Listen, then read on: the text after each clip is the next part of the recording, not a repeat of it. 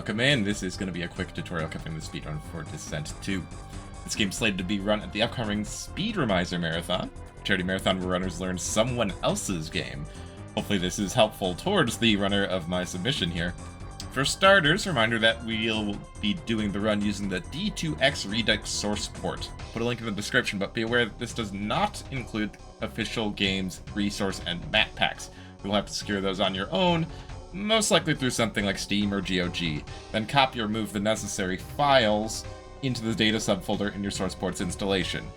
It should look something like this.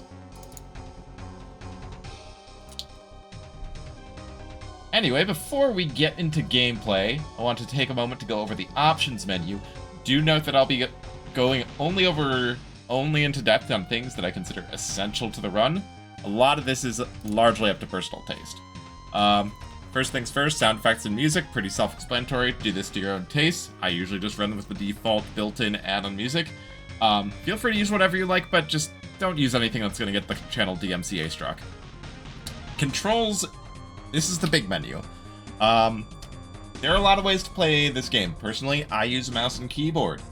But there are plenty of players who have a good amount of success using controllers or even flight sticks. But I like mouse and keyboard because I think it offers the best control overall. We'll be going over the key binds here. I do leave these bound for rotational for guided missile portions. We'll be covering that later into the tutorial. But the important things here are that I'm just running a standard WASD for movement, so AD on the slide left and right, WS on the accelerate and reverse. With the added stipulation of I also have Q and E for banking left and right, or rolling the ship left and right. A few other things to comment on here. Flares are occasionally useful to help open doors, so I leave that bound to F. I have the drop bomb button on space because it's fairly easy to mash quickly with my thumb. Occasionally useful at some points. The auto map's not really necessary once you have the rundown, but for now, I just leave it bound on the tab key. Can help you if you get lost. Have the shift key over on the afterburner here. That's going to be useful for quick bursts of speed in the forward direction. Obviously, pretty key to going fast. And then I've got a couple of niche tools that occasionally see some use in the run down here. The key is the energy to shield converter, which sometimes helps with survivability.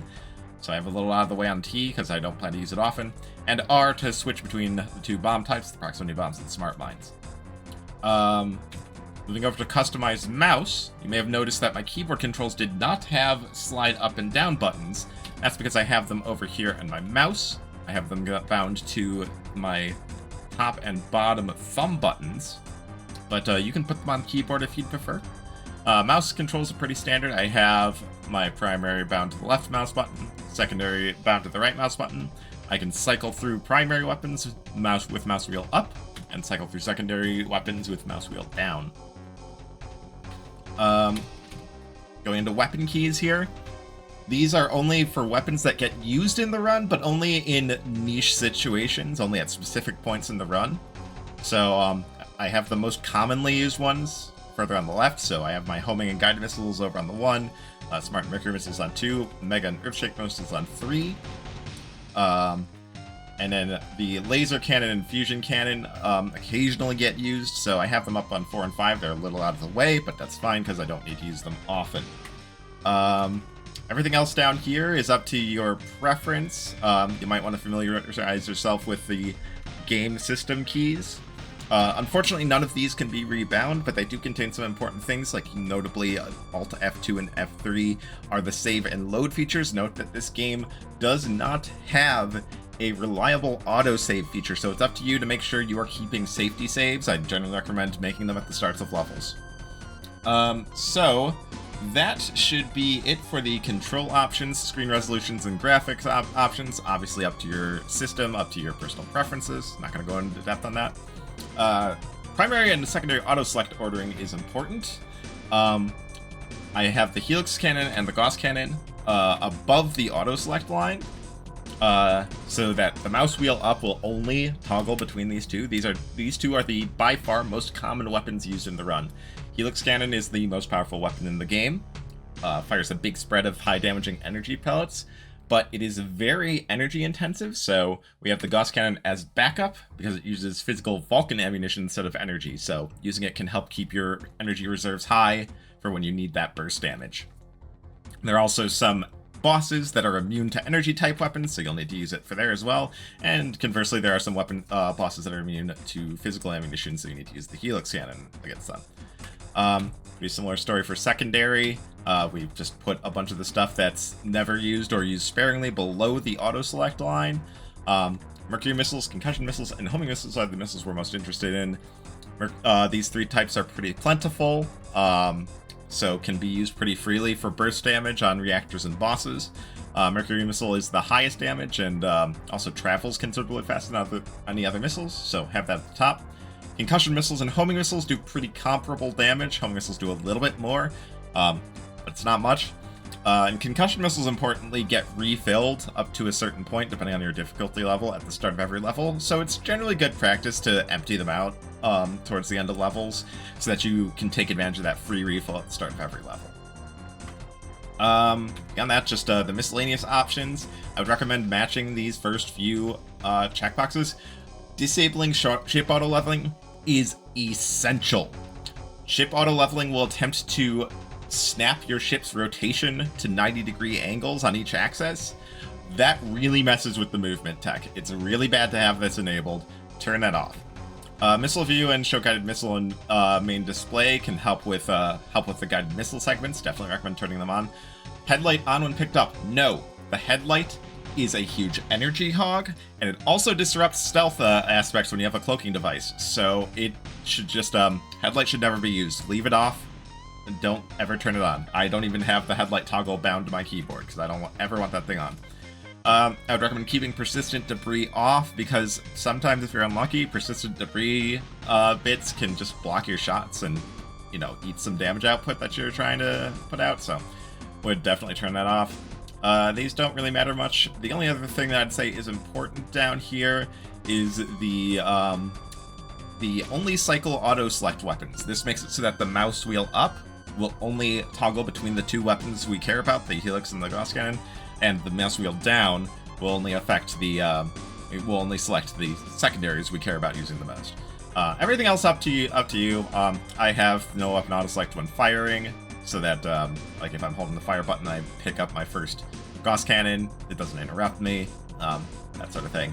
But yeah, otherwise we're pretty much just up to preference here. And I believe that's it for options. Observer options is just for multiplayer spectating, so not relevant here. With that in mind, let's go ahead and start getting into gameplay here. If you've installed some extra mission packs, the one you want is Descent to Counter-Strike. The first time you're playing, you won't get level selection. You have to clear levels to get the ability to select a starting level. So for difficulty level, Hotshot is the main category that I run in this, but for the first time you're playing around in the game, might be better to go down to Rookie or even Trainee. I'll go into Hotshot right here for now, though.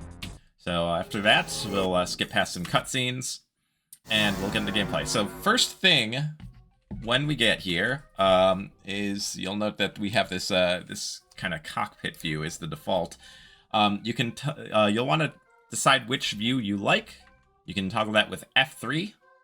So we have the standard cockpit view here, very flavorful. We have this status bar view here, which gets rid of those bars, kind of obstructing the view. And then we've got the full screen view, which just puts all the information into the corners and gives you just a full screen view of the environment. I actually generally like the status bar view. The FOV is a little bit wider here, but ultimately completely up to personal preference. I would just pick one though and stick with it because the different FOVs will kind of disrupt the feel for your feel for the movement tech if you keep bouncing between them. So I'd recommend just kind of jumping in, flying around, playing around a little bit, and familiarizing yourself with the game's physics engine. Because if you are used to traditional first-person shooters, one of the first things you might notice is that this is not free mouse look. I can only rotate so fast. All rotating and motion is bound to the game's physics engine, and there's There's only so fast you can rotate, so your rotations have to be pretty deliberate. A little quirk to be aware of, though, is that not all forms of rotation are created equally. While horizontal rotation and rolling, or banking, can finish one revolution at about the same time, pitching up and down is very slow compared to the other two. So, if you need to rotate down, or up or down, it can actually be better to combine horizontal rotation and rolling, kind of like this. It'll be a much faster way to rotate up and down than just sitting there and trying to swipe the mouse up and down or holding the rotate up or down buttons. And kind of continuing from that point of the optimal way to rotate up or down being to combine other axes of movement, the same applies to movement. You might think at first that the fastest way to get from point A to point B is to point your ship straight at it and just hold W.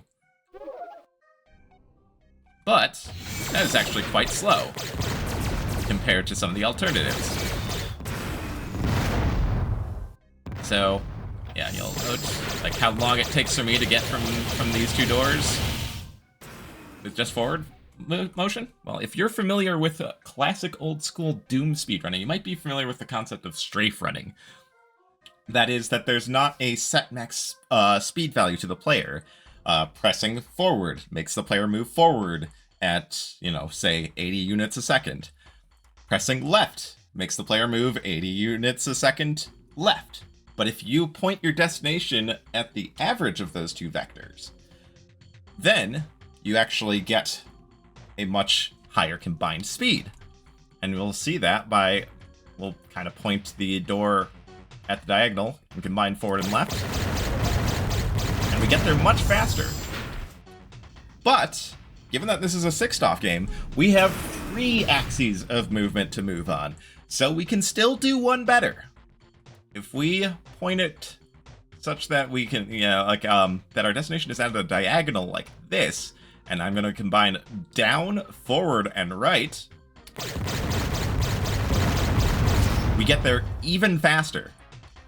This is called tricording and is the core to descent speedrunning. It can be a little tricky because going at this angle means you are not oriented well to deal with enemies that are in your path. So a pretty key part of learning this game, especially on higher difficulties, is learning when to pivot out in and out of these tricording angles to deal with enemies in your path, and when it's safe to tricord for that maximum speed gain. This gets complicated even further once we pick up the afterburner on the second level in the run. We'll worry about that in the next video. But the afterburner can give you a temporary big boost of speed on the forward vector, which affects the angle you gotta go for a little bit. It's very tricky, very tough to optimize, but it's part of what makes descent speedrunning very fun. So, with all the base movement tech down, let's go over the first level. Each level in this game operates on the same basic gameplay loop, the same principle. Find the access keys, reach the reactor or boss, destroy the reactor or boss, and reach the exit before the self-destruct counter depletes. Access keys that you collect are kept across deaths, but items and weapons that you pick up will need to be recovered from your point of death, or found again elsewhere. So, do note that you have limited lives. You can see that count in the bottom right corner on this view. You gain extra lives, I believe, every 50,000 points, and there are some points in the game where there are just extra lives available for pickup. Generally not going to be too relevant as long as things don't go too far off the rails, but something to keep in mind if you take an unintentional death or two. So, first level is pretty simple. It's a very small level, and the few pickups and power-ups that are available to us are either pretty weak, pretty far out of the way, or both. So, this level, we pretty much just aim to just get in and get out as quick as possible. So, the route for this level, you're going to turn left here. There's the red access door. In every level, the reactor or boss is going to be behind the red access door. So that's the end goal, the end area of each level. You're gonna make a U-turn around here. Don't mind that little bot. This guy, while annoying, does very little damage and is very light, very easy to push out of the way. So, don't worry too much about him. Just ignore him, go down the hallway.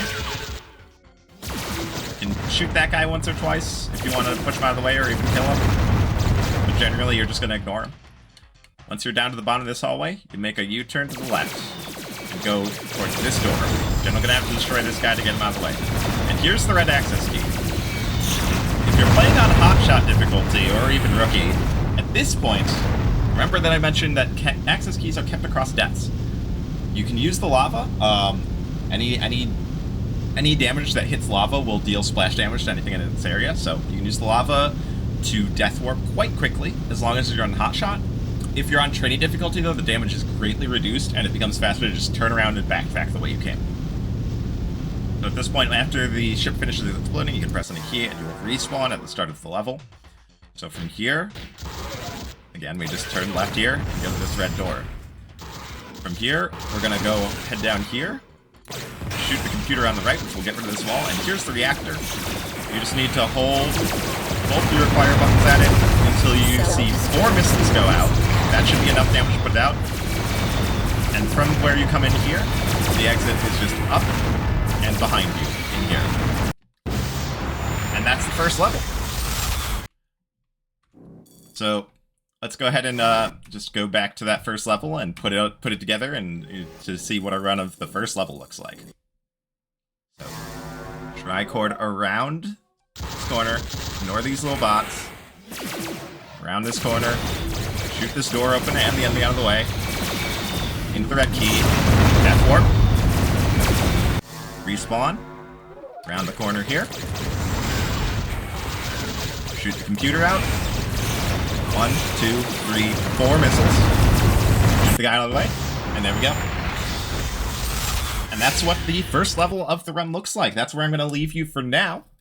Again, I recommend exploring the game on your own, maybe doing a casual playthrough if you haven't already, but I will be going into each level individually in future videos.